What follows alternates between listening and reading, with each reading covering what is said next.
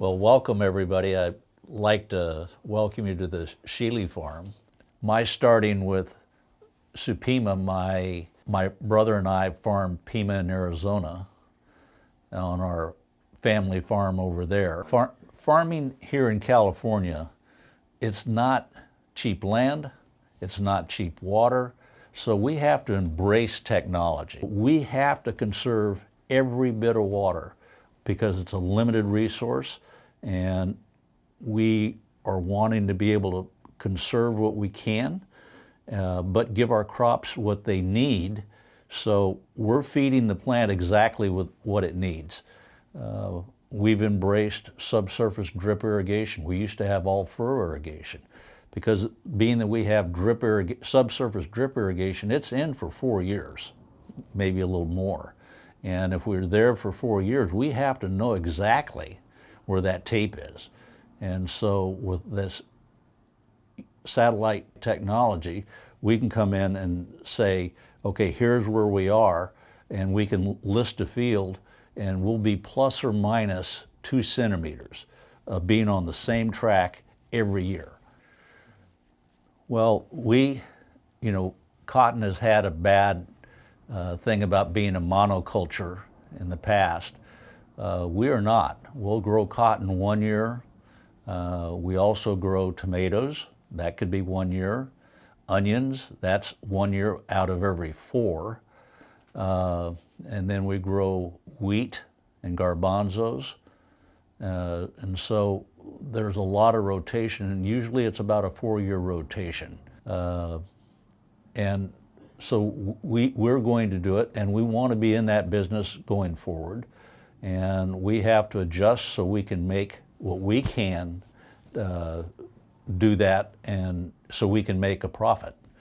Because in sustainability, if the farmer does not make a profit, it's not sustainable for us. We have my 2 sons, Zach and Jacob, and a daughter that are partners in this ranch, and that's our plan for consistency going forward.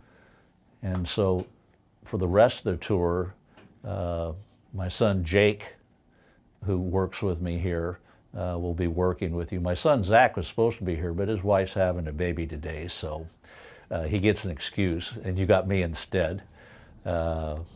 So thank you very much, and we hope we can continue to serve you going forward. My name is Jacob Sheely. I'm a farmer, taking over for my father. And being a farmer's kid, people think about growing up, driving tractors, getting dirty. When I grew up, I thought that it had to do with pocket protectors because we had NASA in one end of our building, because my dad was the first person to use GPS tractors, and that's what inspired me to use technology to be sustainable. But one cool part about this technology is this is a satellite image, and it actually gets down to the meter length, and so within that you could see that close into the plant. You're not flying, you're not having to put out airplanes to do this. It's a constant satellite image that is focused on this field. Everything we do has to be recorded. It has to go into the county.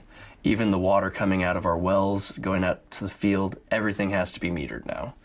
And that is good for sustainability because you know how much you're taking out of the ground. But one of the new tools that we have, this is Farm Data Systems. They came and worked for us and installed an automation system to where I can see the pressure, the PSI on the pipeline, the gallons per minute coming out of the well, as well as recording it to a sheet so I don't have to go in and do an Excel sheet. Before, I would have to run around the ranch in my truck as fast as I could, trying not to break pipelines. Well, now I can do it from my phone, I can do it from my computer, and I can monitor it 24/7. It gives me alerts, so if something were to happen while I'm sleeping, my phone goes off, my wife might get angry at me, but I can come out here and I can figure out the problem and deal with it accordingly. So earlier we were talking about technology and sustainability and how the two need to work hand in hand to create better sustainable farms.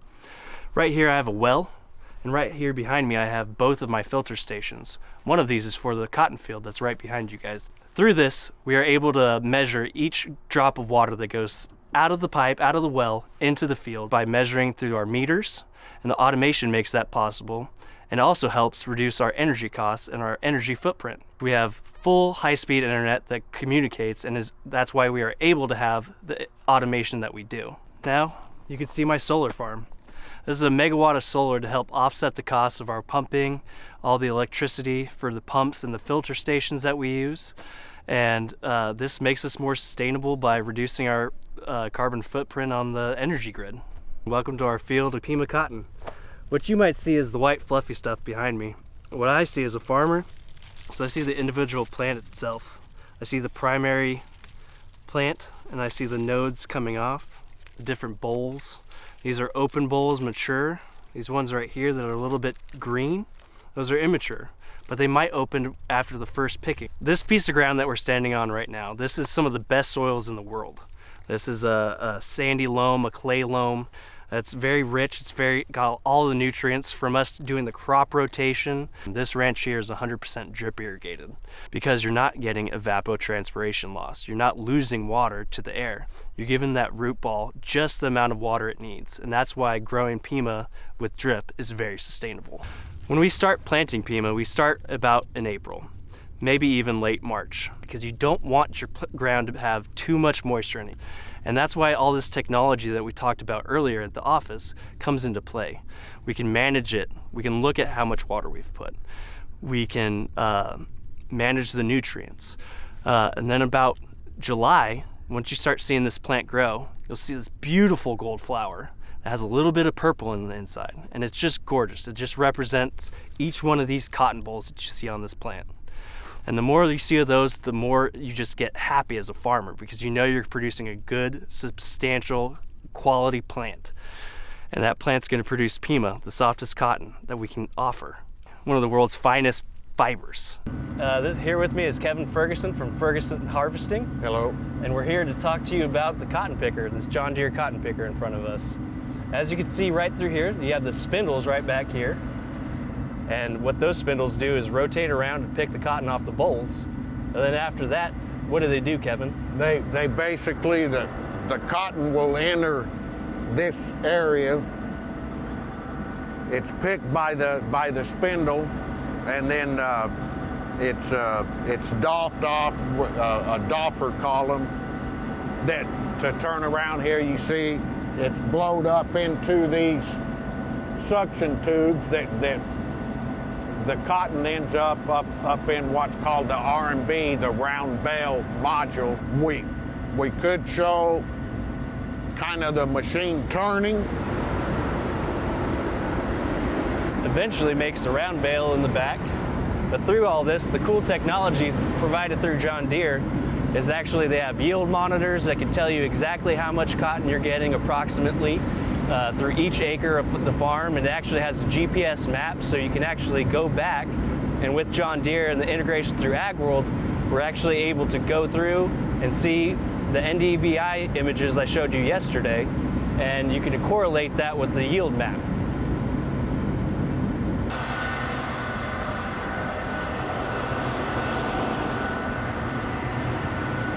Well, we've come around now, and at this point in time, we will demonstrate the ejection of the R&B system. And it's a little bit like a transformer.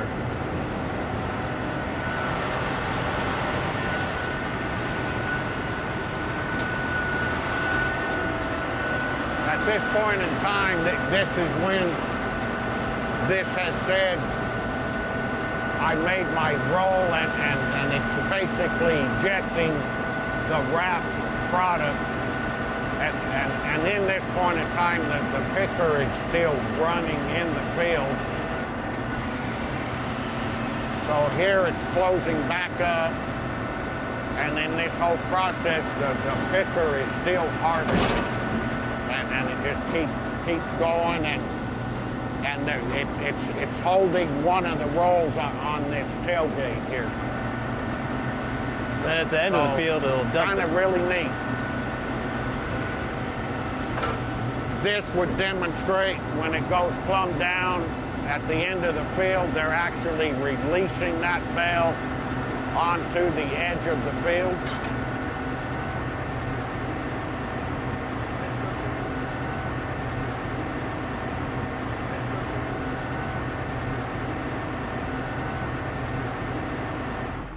Well, welcome back to one of our fields of cotton that's already been picked. Right here behind me, I have the stock shredder. The purpose of this stock shredder is to come through, think of it as a giant lawnmower. What its purpose is to come through and cut down these stalks and put those bionutrients back down into the ground for next year's crop.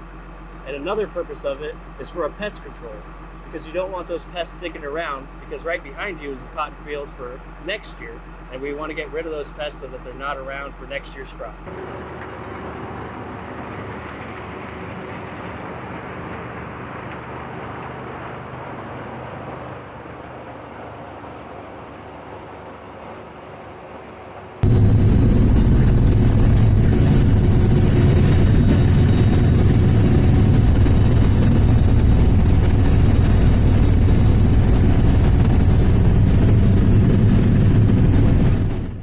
You've just witnessed us do the stalk shredding. Before we talk about this piece of equipment, I want to talk about this tractor. It was purchased through the California Air Resources Board. We're phasing out some of our older tractors, trying to reduce our emissions. This tractor here is the cleanest tractor you can get in terms of emissions. And then this piece of equipment is a one-pass Wilcox eliminator. It takes the place of two different implements that we used to run through here, which was the root knife and a disc. By doing it all in one, we're actually reducing our carbon footprint. Back here we have our paddles to even out the ground, the blades to cut into the ground to reduce compaction of the soil so you can get the water to penetrate the soil. We have more root knives right here, blades to cut through the furrow, another paddle board, and back here finally we have the ring roller that makes, we eliminate all the big clods, and so for next year we're already preparing for next year's crop, which will be wheat. And in wheat, you need a pretty flat surface, so we need to get rid of all those big clods and have a perfectly smooth ground.